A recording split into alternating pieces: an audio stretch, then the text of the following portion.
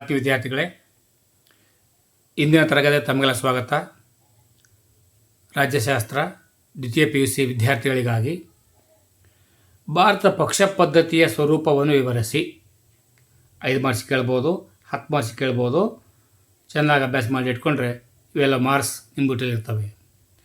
ಸಮಾನ ರಾಜಕೀಯ ಗುರಿಗಳನ್ನು ಹೊಂದಿದ್ದು ಸಂವಿಧಾನಬದ್ಧ ಮಾರ್ಗವಾದ ಚುನಾವಣೆಯ ಮೂಲಕ ಅಧಿಕಾರಕ್ಕೆ ಬಂದು ತಮ್ಮ ಉದ್ದೇಶಗಳನ್ನು ಕಾರ್ಯರೂಪಕ್ಕೆ ತರುವ ಗುಂಪೇ ರಾಜಕೀಯ ಪಕ್ಷ. ಇನ್ನೊಮ್ಮೆ ಹೇಳ್ತಾನೆ, ರಾಜಕೀಯ ಪಕ್ಷ ಅಂದರೆ ಏನು ಅಂತ. ಸಮಾನ ರಾಜಕೀಯ ಗುರಿಗಳನ್ನು ಹೊಂದಿದ್ದು ಸಂವಿಧಾನಬದ್ಧ ಮಾರ್ಗವಾದ ಚುನಾವಣೆಯ ಮೂಲಕ ಅಧಿಕಾರಕ್ಕೆ ಬಂದು ತಮ್ಮ ಉದ್ದೇಶಗಳನ್ನು ಕಾರ್ಯರೂಪಕ್ಕೆ ತರುವ ಗುಂಪೇ ರಾಜಕೀಯ ಪಕ್ಷ. ಸಂವಿಧಾನದಲ್ಲಿ ಬರೆದಿಲ್ಲ. ಏನನ್ನ? ರಾಜಕೀಯ ಪಕ್ಷಗಳ ಬಗ್ಗೆ ಭಾರತ ಸಂವಿಧಾನದಲ್ಲಿ ಬರೆದಿಲ್ಲ. ಸಂಘಗಳನ್ನು ಸ್ಥಾಪಿಸುವ ಹಕ್ಕಿನ ಆಧಾರದ ಮೇಲೆ ರಾಜಕೀಯ ಪಕ್ಷಗಳನ್ನು ಸ್ಥಾಪಿಸಲಾಗಿದೆ. ಬಹುಪಕ್ಷ ಪದ್ಧತಿ ಭಾರತದಲ್ಲಿ ಭಾಷೆ, ಧರ್ಮ, ಜಾತಿ, ಜನಾಂಗ, ಸಂಸ್ಕೃತಿ ಮುಂತಾದವುಗಳ ಆಧಾರದ ಮೇಲೆ ಹಲವಾರು ಪಕ್ಷಗಳ ಅಸ್ತಿತ್ವಕ್ಕೆ ಬಂದಿವೆ. ಉದಾಹರಣೆ ಕಾಂಗ್ರೆಸ್, BJP, JDS. ಮೂರನೇ ಅಂಶ ಪಕ್ಷಗಳಲ್ಲಿ ಒಡಕು ಮತ್ತು ವಿಲೀನ. ರಾಜಕೀಯ ಪಕ್ಷಗಳ ನಾಯಕರಲ್ಲಿನ ಭಿನ್ನಾಭಿಪ್ರಾಯಗಳಿಂದಾಗಿ ಕೆಲವೊಮ್ಮೆ ರಾಜಕೀಯ ಪಕ್ಷಗಳು ಒಡೆಯುತ್ತವೆ. ಒಂದು ಪಕ್ಷ ಇನ್ನೊಂದು ಪಕ್ಷದೊಂದಿಗೆ ಸೇರಿಕೊಳ್ಳುತ್ತವೆ. ಏಕಪಕ್ಷದ ಪ್ರಾಬಲ್ಯ ಕಡಿಮೆಯಾಗಿದೆ. 1951ರಿಂದ 77ರವರೆಗೆ ಕಾಂಗ್ರೆಸ್ ಪಕ್ಷ ಒಂದೇ ಅಧಿಕಾರ ನಡೆಸಿತು. ಆದರೆ 77ರ ಈಚೆಗೆ ಈ ಪಕ್ಷದ ಪ್ರಾಬಲ್ಯ ಕಡಿಮೆಯಾಗಿದೆ. ಭಿನ್ನಮತೀಯತೆ.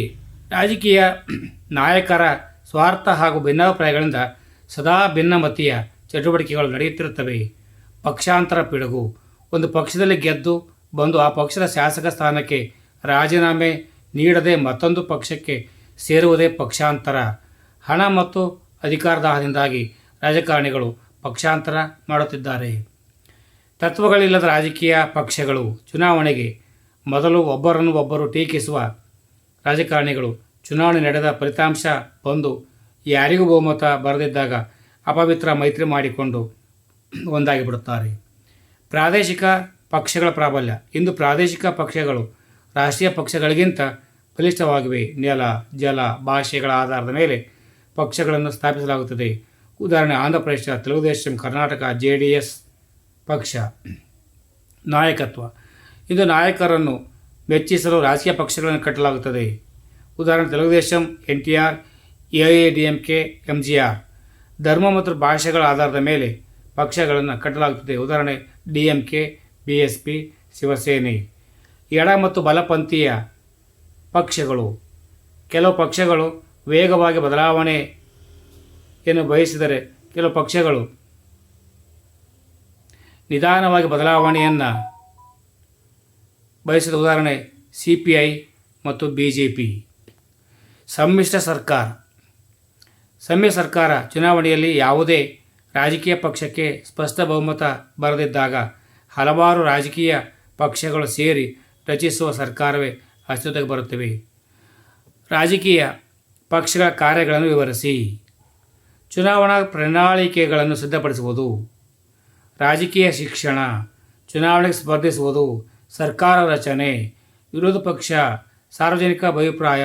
ಸರ್ಕಾರ ಮತ್ತು ಜನರ ನಡುವೆ ಸೇತುವೆ. ರಾಷ್ಟ್ರೀಯ ಹಿತಾಸಕ್ತಿ ದರ್ಶನ. ಈಗ ಒಂದೊಂದಾಗಿ ನೋಡ್ಕೊಂಡು ಬರುವ.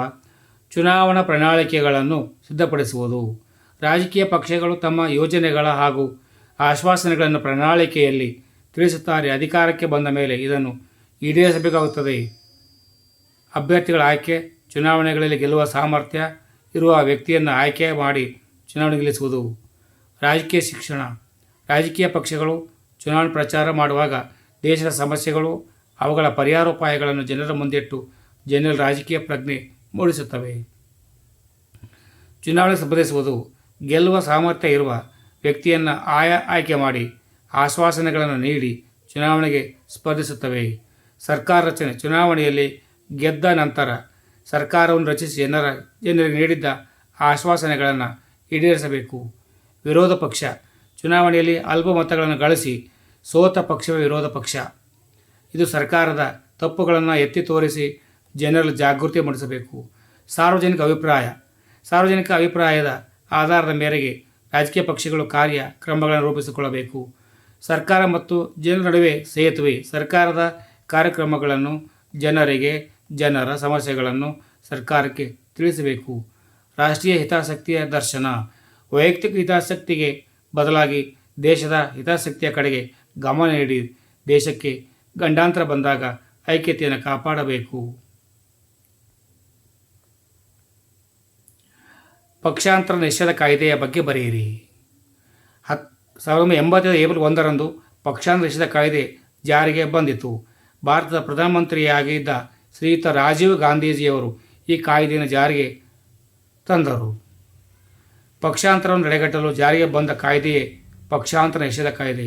ಇದರ ಮುಖ್ಯಾಂಶಗಳೆಂದರೆ ಇವು ತಾವು ಆಯ್ಕೆಯಾಗಿ ಬಂದ ಪಕ್ಷವನ್ನು ತ್ಯಜಿಸಿದರೆ, ತಮ್ಮ ಪಕ್ಷದ ಆದೇಶಕ್ಕೆ ವಿರುದ್ಧವಾಗಿ ಮತ ಚಲಾಯಿಸಿದರೆ, ತಮ್ಮ ಪಕ್ಷದ ಅನುಮತಿ ಇಲ್ಲದೆ ಸದನದಲ್ಲಿ ಮತ ಚಲಾಯಿಸಿದರೆ, ಶಾಸಕಾಂಗಕ್ಕೆ ನಾಮಕರಣಗೊಂಡ 6 ತಿಂಗಳ ನಂತರ ಬೇರೆ ಪಕ್ಷ ಸೇರಿದರೆ, 2/3ಕ್ಕಿಂತ ಹೆಚ್ಚು ಸದಸ್ಯರು ಪಕ್ಷವನ್ನು ಬಿಟ್ಟರೆ, ಕೇಂದ್ರ ರಾಜ್ಯ ಸರ್ಕಾರದ ಲಾಭದಾಯಕ ಹುದ್ದೆಯನ್ನು ಒಪ್ಪಿಕೊಂಡರೆ,